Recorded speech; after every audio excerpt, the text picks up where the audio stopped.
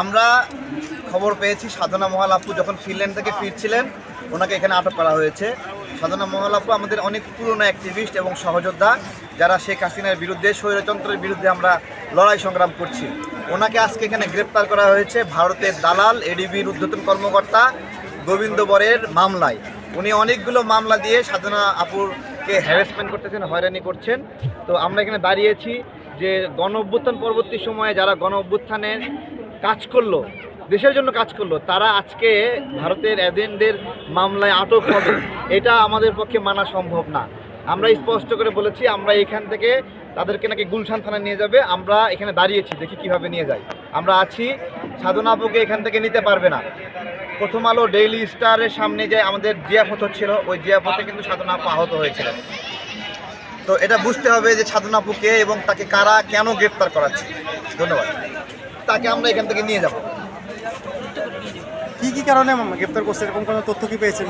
এটা আপনার হলো তার নামে তো আগে আইসিটি মামলা ছিল শেখ হাসিনা সরকারের সময়ে, আরও এরকম 11টি মামলা ছিল বিভিন্ন ক্ষেত্রে বিভিন্নভাবে। তো সেই মামলাগুলোতেই তাকে, উনি যখন ফিনল্যান্ডে গেলেন হাত ভেঙে, ফিনল্যান্ড গেলেন, উনি আদালত ফেস করতে পারেননি ওই মামলাগুলোতে। তো ওই সময় ওই ফাঁকে পারা হলো এই ওয়ারেন্টগুলো ইস্যু করা হয়েছে 3টা মামলায়। সাধনা মহল আপুকে রিলিজ করে নেওয়ার জন্য ওনার এক্স হাজব্যান্ড, ওনার নাম হচ্ছে গোবিন্দ গড়, এরা খুব চালাকি করে তাদের সাথে তার বিরুদ্ধে মামলা দিয়ে আছে 13টা, শেখ হাসিনার আমলে 11টা। এর মধ্যে কিছু আছে ছেলে খেলা মামলা, কিছু আছে রাষ্ট্রদ্রোহী মামলা।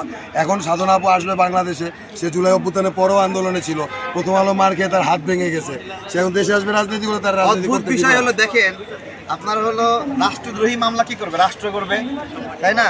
গোবিন্দ বর রাষ্ট্রের কোনো অংশ না, সে এডিবির দায়িত্বশীল। সে সাধনা মহাল আপুর বিরুদ্ধে রাষ্ট্রদ্রোহী মামলা করেছে। কিভাবে করে এটা বলে? কিভাবে করে? এবং শেখ হাসিনার সময়ে শেখ হাসিনাকে খুশি করার জন্য গোবিন্দ বর এই কাজগুলো করেছে। আমাদের কাছে এই ইনফরমেশনগুলো আছে। আমরা এখানে দাঁড়াইছি, এটা শুধু যে সাধনা মহল আপুর জন্য তা না, বাংলাদেশের যেই কয়টা রাজনৈতিক নেতার বিরুদ্ধে ভারত আর লাগবে, ওই কজন নেতার পক্ষে আমরা এইভাবেই রাস্তায় দাঁড়াবো। ভারত সাবধান, সাবধান। ইন্ডিয়ান হাই কমিশন, আমি যদি খালি এই ব্যানার নিয়ে ইন্ডিয়ান হাই কমিশনের সামনে দাঁড়াই না, তাহলে আপনার কার্যক্রম কিন্তু বাংলাদেশে বন্ধ হয়ে যাবে।